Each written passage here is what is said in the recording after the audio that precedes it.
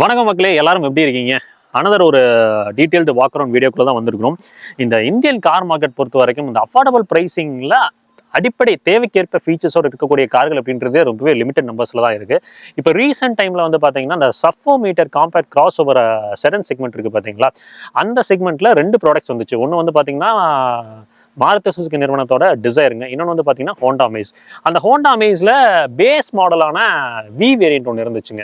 ஆக்சுவலாக இதில் வந்து இன்னொரு பேஸ் மாடல் வந்துட்டு இருந்தது ப்ரீவியஸ் ஜென்ரேஷனில், அது கிடையாது. இங்கே வந்து வி தான் வந்து பார்த்தீங்கன்னா பேஸ் மாடலாக துவங்கியிருக்கு. இந்த வி மாடல் வந்து பார்த்தீங்கன்னா ஆண்ட்ராய்ட் 9.45 லேக் சம்திங் வருதுங்க. எக்ஸாக்ட் ப்ரைசிங் என்ன அப்படின்றது நீங்கள் ஸ்க்ரீனில் பார்க்க முடியும். இந்த வாகனத்தோட டீட்டெயில்டு வாக்கணும் தான் பார்க்க போகிறோம். நீங்கள் அண்டர் 10 லேக்ஸ் பட்ஜெட் வச்சுருக்கீங்க, ஒரு கார் வாங்கணும்னு நினைக்கிறீங்க அப்படின்னா, டெஃபினட்டாக புது கார் வாங்கணும் அப்படின்னு நினைக்கிறீங்கன்னா டெஃபினட்டாக இந்த கார் உங்களுக்கான காராக இருக்க வாய்ப்புகள் இருக்குது. டீட்டெயில்டாக பாசிட்டிவ்ஸ் அண்ட் நெகட்டிவ்ஸ் சொல்கிறேன். பார்த்துட்டு இந்த வாகனம் உங்களுக்கான வாகனமாக இல்லையான்னு முடிவு எடுத்துக்கொள்ளலாம். வீடியோக்குள்ள ஃபர்தராக போகிறதுக்கு முன்னாடி நீங்கள் இந்த வாகனத்தை நமக்கு ரிவ்யூ கொடுத்த சப்போர்ட் பண்ண சுந்தரம் ஹோண்டா ஷோரூம் ஈரோடுக்கு அவங்களுக்கு ஒரு மிகப்பெரிய ஷோரூம் கொடுத்தலாம். அவங்க த்ரூ அவுட் நமக்கு ஹோண்டா நிறுவன கார்களை ரிவ்யூ பண்ண சப்போர்ட்டிவாக இருக்காங்க. வாங்க வீடியோக்குள்ள போகலாம்.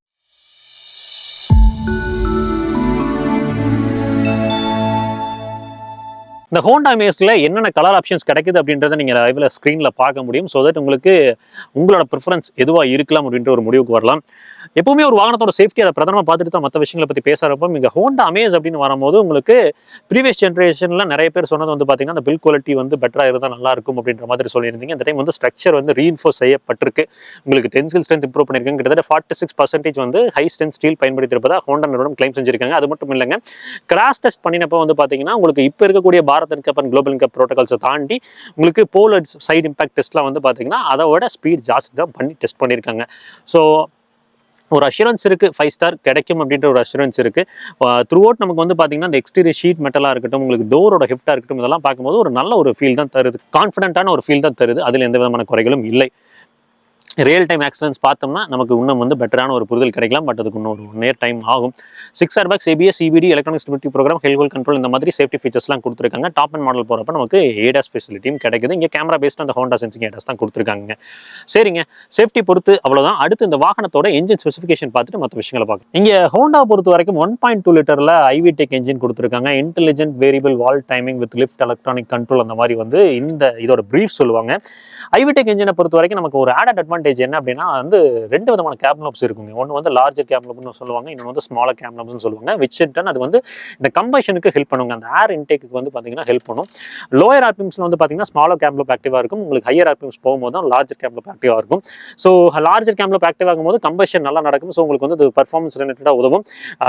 லோயர் ஆர்பிஎம்ஸ்ல வந்து பார்த்தீங்கன்னா ஸ்மாலர் கேப் நாப்ஸ் மட்டுமே எனேபிள் ஆகிறனால நமக்கு வந்து கம்பஷன் வந்து லிமிட்டடாக இருக்கும். அதனால வந்து பார்த்தீங்கன்னா இந்த ஃபியூவல் செலவு அப்படின்றது குறைவாக இருக்கும். நான் கலோக்கியல் டைம்ல சொல்கிறேன், எக்ஸாக்ட் ஐவி டெக் என்ஜின் எப்படி பர்ஃபார்ம் பண்ணுது, எப்படி ஒர்க் ஆகும் அப்படின்றதுக்கான வீடியோ தனியாக பண்ணியிருக்கோம். அதுக்கான லிங்க் மேலே கொடுத்துருக்கேன், நீங்கள் செக் பண்ணி பாருங்க. இந்த இன்ஜினோட பவர் ஸ்பெசிஃபிகேஷன் அப்படின்னு பார்த்தீங்கன்னா ஒரு 90 பிஹெச்பி பவர் உங்களுக்கு 110 நியூட்டன் ஆஃப் டார்க் ப்ரொடியூஸ் பண்ணுது. பவர் டெலிவரி பொறுத்த வரைக்கும் லீனியராக தான் இருக்கும். ஒன்ஸ் ஒரு 80 to 90 கிராஸ் பண்ணீங்கன்னா தான் ஒரு லார்ஜர் கேப்ல எனேபிள் ஆகிறப்ப மட்டும்தான் வந்து பார்த்தீங்கன்னா இந்த பவர் சர்ஜ் அப்படின்றது இருக்கும். இல்லைன்னா வந்து பொறுமையாக சீராக தான் போகும். சிவிடி எடுக்கிறப்ப ரொம்பவே ஸ்மூத்தாக இருக்கும். அந்த ரப்பர் பேண்ட் எஃபெக்ட்லாம் வந்து பார்த்தீங்கன்னா முடிஞ்ச வரைக்கும் எரடிகேட் பண்ணியிருக்காங்க. கீழே வந்து பார்த்தீங்கன்னா என்ஜின் பேலாம் கம்ப்ளீட்டாக கன்சீல் பண்ணி தான் கொடுத்துருக்காங்க.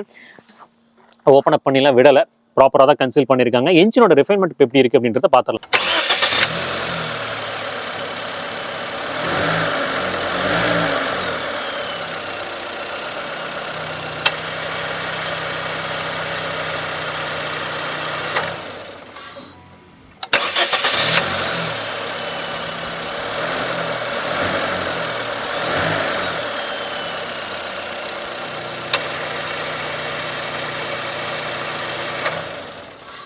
ஸோ ஓவரால் என்ஜினோட ரிஃபைன்மெண்ட் லெவல்ஸ் எப்படி இருக்குது அப்படின்றத பார்த்துருப்பீங்கன்னு நினைக்கிறேன். மைலேஜ் நிறைய பேர் கேட்பீங்க. மைலேஜ் பொறுத்து பார்க்குறப்போ ஒரு 15+ அப்படின்றது ரியல் டைமில் எடுக்க முடியுங்க. ஹோண்டா அமேஸோட முன் தோற்றம் டவுன் த ரோட் கிராஃபிக் பார்க்கும்போது ஃபர்ஸ்ட் வந்து பார்த்தீங்கன்னா ஒரு வைடான ஒரு கிரில்ங்க. இது வந்து பார்த்தீங்கன்னா கைண்ட் ஆஃப் ஒரு மெஷ் பேட்டர்னில் போயிருக்காங்க. பார்க்கறதுக்கு வந்து பார்த்தீங்கன்னா நம்ம எலிவேட் பார்த்துருப்போம் பார்த்தீங்களா, கிட்டத்தட்ட கைண்ட் ஆஃப் அந்த சிமிலர் டிசைன் தான். ஹோண்டாவோட இந்த நியூ ஏஜ் டிசைன் தான் போயிருக்காங்க. ஆடம் பொறுத்த வரைக்கும் வந்து பார்த்தீங்கன்னா ஒரு மினிமலான ஒரு ஆடம் பிளே நடந்திருக்கு.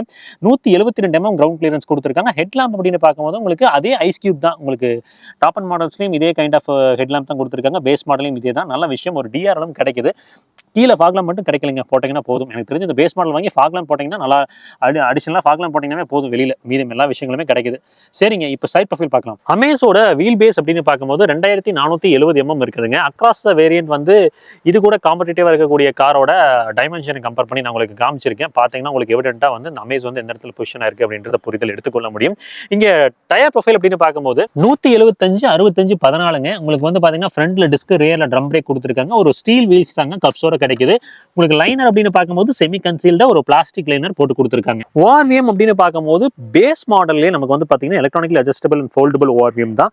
உங்களுக்கு டர்ன் இண்டிகேட்டர்ஸ் வந்து உள்ள எம்பட் ஆகிருக்கிறது உங்களுக்கு தெரியும் நினைக்கிறேன். நீங்க ஹோண்டா எலிவேட்டர்ல பார்த்தது போலவே வந்து பாத்தீங்கன்னா உங்களுக்கு இந்த ஓஆர்விஎம் கன்சோல் வந்து கொஞ்சம் பின்ன தண்டி வச்சிருக்காங்க. ஸோ விசிபிலிட்டி கிளீன் அண்ட் கிளியரா இருக்குது. விண்டோ ஏரியா அப்படின்னு பார்க்கும்போது உங்களுக்கு வந்து ஃப்ரண்ட்ல எப்பவுமே வந்து பாத்தீங்கன்னா நல்ல ஒரு விசிபிலிட்டி இருக்கு. அதே மாதிரி ரியர்லையும் வந்து பாத்தீங்கன்னா விசிபிலிட்டி இருக்கான்னு கேட்டீங்கன்னா நீங்க தலையை மேபி பின்னாடி நல்லா சாய்ச்சி வச்சீங்கன்னா மேபி இந்த இடம் வந்து மறைக்கலாம். பட் உள்ள வந்து அந்த பீச் தீம் போயிருக்கனால எந்த விதத்துலையுமே லாங் டிராவலா நமக்கு கிளாஸ்ட்ரோபோபிக்கா ஃபீல் ஆகாது. நல்ல ஒரு ஏரியான ஒரு ஃபீல் தான் இருக்கு விண்டோ ஏரியா பொறுத்த வரைக்கும். டோரோட தட் பொறுத்த வரைக்கும் வந்து பாத்தீங்கன்னா சாலிடா இருக்குங்க. டோரோட ஹெஃப்ட்டுமே நல்ல ஒரு ஃபீல் நமக்கு தருது. ரியர்ல நமக்கு வந்து லைனஸ் வந்து கிடைக்கலங்க. உங்களுக்கு லைனஸ் கொடுக்காம விட்டுருக்காங்க. கொடுத்துருந்தா இன்னும் கொஞ்சம் சிறப்பாக இருந்திருக்கும். எங்கேயுமே வந்து பாத்தீங்கன்னா லைனஸ் இல்லை. ஸோ மேபி வந்து இந்த சாரல் அடிக்கிறப்போ அந்த டைம்லாம் வந்து பார்த்தீங்கன்னா உள்ள வந்து லைட்டாக நமக்கு கேட்க தான் செய்யும். டெய்லாம் கிளஸ்டர் அப்படின்னு பார்க்கும்போது நம்ம 5th ஜென் ஹோண்டா சிட்டியில் பார்த்தோம்லங்க, கைண்ட் ஆஃப் அந்த மாதிரி ஒரு கிளஸ்டர் தான் போயிருக்காங்க. நல்லா எலகண்டாக இருக்குது. ரோட்டில் பார்க்குறப்போ ஒரு மினி ஹோண்டா சிட்டி அப்படின்ற ஒரு ஃபீல் தருதுங்க. எல்இடி கம் ஹாலஜன் அந்த மாதிரி தான் போயிருக்காங்க. உங்களுக்கு ரிவர்ஸ் லேம்ப்லாம் வந்து ஹாலஜன் தான் கொடுத்துருக்காங்க. இண்டிகேட்டர்ஸும் வந்து ஹாலஜன்ல தான் ப்ரொவைட் பண்ணி கொடுத்துருக்காங்க. ரியர்லாம் நமக்கு டீஃபாகர்லாம் எதுவும் கிடைக்கலங்க. உங்களுக்கு மேலே வந்து பார்த்தீங்கன்னா ஒரு ஷாக் ஃபேன் ஆண்டனா மட்டும் ப்ரொவைட் பண்ணியிருக்காங்க. ஹை மோட்டர் ஸ்டம்ப் லாம்ப்ஸ் வந்து உள்ள இன்டெகிரேட்டடா இருக்கு. பம்பர்ஸ் பொறுத்த வரைக்கும் உங்களுக்கு பாடி கலர்ல தான் ஃபினிஷ் பண்ணிருக்காங்க. த்ரூ அவுட் உங்களுக்கு 2 ரிவர்ஸ் பார்க்கிங் சென்சார் கிடைக்குதுங்க. இங்க ஒன்று இருக்கு, இங்க ஒன்று இருக்கு. நமக்கு 416 லிட்டர்ஸ் ஆஃப் பூட் ஸ்பேஸ் கிடைக்குதுங்க. ஸோ தாராளமான ஒரு பூட் அப்படின்ற மாதிரி சொல்லலாம். லோடிங் லிப் மட்டும் வந்து கொஞ்சம் வந்து ஜாஸ்தியாக இருக்கும். இந்த அளவுக்கு லோடிங் லிப் இருக்கும்.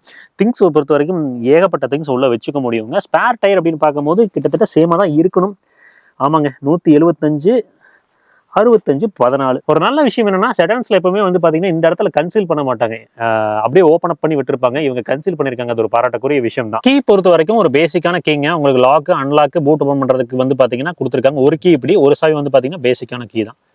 பார்த்தீங்கன்னா உங்களுக்கு தெரியும் ஹோண்டாவோட லோகோ எம்பெட் பண்ணி கொடுத்துருக்காங்க. இங்கே நமக்கு வாட்டர் பாட்டில் வைக்க முடியுமான்னு கேட்டிங்கன்னா ரியரில் ஒரு 1 லிட்டர் வாட்டர் பாட்டில் வைக்க முடியும். அதுக்கான ஸ்பேசிங் இருக்குது. டோர் ஹேண்டில்ஸ்லாம் வந்து பார்த்தீங்கன்னா பிளாக்ல தாங்க ஃபினிஷ் பண்ணியிருக்காங்க உங்களுக்கு. சரி, இப்போ ரியர் சீட் ஸ்பேஸ் எப்படி இருக்குது அப்படின்றத பற்றி பேச ஆரம்பிக்கலாம். ஹோண்டா அமேஸோட பின்புறம் ரியர் சீட் கம்ஃபர்ட் எப்படி இருக்குது அப்படின்னு சொல்லி பேசலாம். எனக்கு பர்சனலாக வந்து பார்த்தீங்கன்னா இந்த ஹோண்டா அமேஸில் ரொம்ப பிடிச்சது இந்த ரியர் சீட் கம்ஃபர்ட் தாங்க. உள்ளே வந்து உட்காந்தோம்னா நல்ல ஒரு லம்பா சப்போர்ட்டுங்க. அண்டர் தி சப்போர்ட் டீசெண்டாக இருக்குது.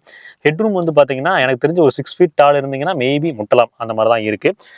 ஹெட்ரெஸ்ட் வந்து பார்த்தீங்கன்னா ஃபிக்ஸ்டு ஹெட்ரெஸ்ட் தான் இங்கே கொடுத்துருக்காங்க. சாஞ்சு உட்காந்தோம் அப்படின்னா எனக்கு கரெக்டாக ஆப்டாக இருக்குது. அது எல்லாம் வந்து பெருசாக குறைகள் இல்லை. ட்ராவல் பண்ணுறப்போ நம்ம டிரைவ் ரிவ்யூ பண்ணப்போ பேசணும். நல்ல ஒரு கம்ஃபர்ட்டை வந்து பின்னாடி இருக்கக்கூடிய பேசஞ்சருக்கு கொடுக்குதுங்க. நல்ல ஒரு அப்ஹோல்ஸ்ட்ரி போட்டிருக்காங்க. நல்ல ஒரு என்ன சொல்கிறதுங்க, ரியர் சீட் மட்டும் எனக்கு பர்சனலாக ரொம்பவே பிடிச்ச கார் அப்படின்னா இந்த செக்மெண்ட்டில் ஹோண்டா அமேஸ் தான். ஹெட்ரெஸ்ட் அப்படின்னு பார்க்கும்போது 3 ஃபிக்ஸ்டு ஹெட்ரெஸ்ட் இருக்குங்க. பார்த்தீங்கன்னா உங்களுக்கு தெரியும், அட்ஜஸ்டபிள் ஹெட்ரெஸ்ட் இல்லை. ஒரு ஆம்ரெஸ்ட் கொடுத்துருக்காங்க. 2 கப் ஹோல்டர் இருக்குது. ப்ராப்பரான 3 பாயிண்ட் ELR சீட் பெல்ட்ஸ் எல்லா பேசஞ்சருக்குமே கிடைக்குது. பாராட்டக்கூடிய விஷயம் தான். நமக்கு ஏசி வென்ட்ஸ் வந்து பார்த்தீங்கன்னா பின்னாடி கிடைக்கலங்க, கொடுக்கல. இந்த பேஸ் மாடலை பொறுத்த வரைக்கும் ஒரு 12 வோல்ட் அடாப்டர் போட்டுக்கிறதுக்கான ப்ரொவிஷன் மட்டும் தான் இருக்குது. ஹம்ப் வந்து பார்த்தீங்கன்னா மினிமலாக தான் இருக்குது. ஸோ 3 பேர் அக்கமடேட் பண்ண முடியுமான்னு கேட்டிங்கன்னா 2 அடல்ட் ஒரு கிட்ட உட்காரலாம். 3 அடல்ட் அப்படின்ற போது கொஞ்சம் வந்து பார்த்தீங்கன்னா அட்ஜஸ்ட் பண்ணி உட்கார மாதிரி தான் இருக்குது. கிராப் ஹேண்டில் பொறுத்த வரைக்கும் உங்களுக்கு டிரைவருக்கும் சேர்த்து 4 பேருக்குமே ப்ராப்பரான ஒரு கிராப் ஹேண்டில்ஸ் கொடுத்துருக்காங்க. இன்டீரியர் தீம் அப்படின்னு பார்க்க வரப்போ பிளாக் பீச்சுங்க இந்த தீம்ல தான் போயிருக்காங்க. த்ரூ அவுட் வந்து பார்த்தீங்கன்னா ரொம்ப பேசிக்கான ஒரு ஃபீலை கண்டிப்பாக கொடுக்கல கேபின் எக்ஸ்பீரியன்ஸ் பொறுத்த வரைக்கும். மேலே வந்து பார்த்தீங்கன்னா சென்டரில் வந்து பார்த்தீங்கன்னா சின்னதாக ஒரு டெக்ஸ்சர்டு பிளே கிடைக்குது. ஏசி வென்ஸோட நாப் குவாலிட்டியில் வந்து பார்த்தீங்கன்னா ஓகேவா இருக்குது.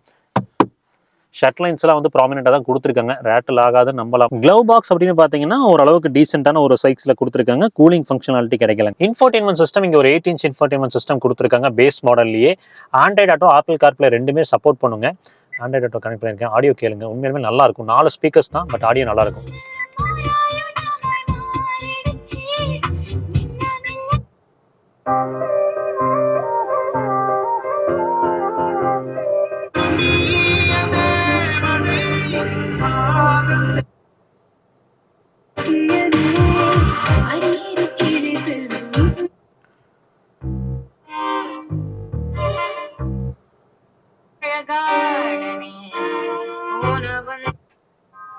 சிறு ஓடையில் ஒரு கடிகாரம் காட்டும் நேரம் அதிலும் மாட்டேன். ஆடியோ குவாலிட்டி கேட்டிருப்பீங்கன்னு நினைக்கிறேன். ரொம்பவே நல்லா இருக்குங்க. யூஏ பொறுத்த வரைக்கும் உங்களுக்கு ப்ரொடெக்டிவ் ஷீட் இருக்கிறனால மேபி வந்து உங்களுக்கு டல்லாக தெரியலாம். பட் நார்மலாக நல்ல வெளிச்சம் இருக்குது. ரிவர்ஸ் கேமரா பொறுத்த வரைக்கும் இந்த வேரியண்ட்ல கிடைக்காதுங்க. நீங்கள் வேணும்னா போட்டுக்கலாம். ஏசி அப்படின்னு பார்க்கும்போது நமக்கு ஒரு மேனுவல் ஏசி தான். உங்களுக்கு ப்ளோயர் கண்ட்ரோல் பொறுத்த வரைக்கும் 4 ஸ்பீட் கொடுத்துருக்காங்க. உங்களுக்கு சில்னஸ்லாம் குறைய இல்லைங்க, நல்லாவே இருக்குது. அதில் எல்லாம் எந்த விதமான குறைகளும் நம்மளால் பார்க்க முடியல, நல்லாவே பண்ணியிருக்காங்க. அடுத்து சார்ஜிங் அப்படின்னு பார்க்குறப்போ ஒரு யூஎஸ்பி சார்ஜர் கொடுத்துருக்காங்க. அது கூட வந்து பார்த்தீங்கன்னா ஒரு 12 வோல்ட் அடாப்டர் போட்டுக்கிறதுக்கான ப்ரொவிஷன் கிடைக்குது. இந்த இடத்துல வந்து ஒயர்லெஸ் சார்ஜர் கிடையாதுங்க. டாப் அண்ட் மாடல்ஸ் போகிறப்ப மட்டும் தான் கிடைக்கும். 2 கப் ஹோல்டர் கிடைக்குது. கியர் நாப்ஸ் அப்படின்னு பார்க்கும்போது நமக்கு லெதர் ராப்பிங்கோட கொடுத்துருக்காங்க. ஹோல்ட் பண்ணிக்கிறதுக்கு நல்லாதாங்க இருக்கு. ரொம்ப பேசிக்கான ஒரு ஃபீல் கண்டிப்பா கிடைக்கல இந்த கியர் நாப் பொறுத்த வரைக்கும். NVH லெவல்ஸ் ஃபர்ஸ்ட் செக் பண்ணிடுவோம். இப்போ வந்து பாத்தீங்கன்னா ஃபர்ஸ்ட் டோரை நீக்கிக்கிறேன்.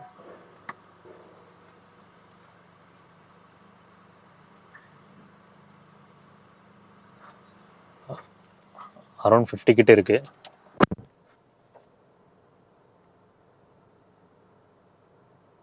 ஒரு 7 டெசிபல் வந்து டிஃப்ரென்ஸ் இருக்குங்க. டிரைவ் ரிவ்யூ பண்ணுறப்போ வந்து அடுத்த ஒரு டிரைவ் ரிவ்யூ கிடைக்கிறப்ப இன்னும் விடட்டு நான் காமிச்சு கொடுக்குறேன். ஃப்ரண்ட்டில் டோர் பேக்கெட்ஸில் ஒரு 1 லிட்டர் வாட்டர் பாட்டில் வந்து பார்த்தீங்கன்னா ஒரு டைட் ஃபிட் ஃபினிஷாக தான் இருக்குது.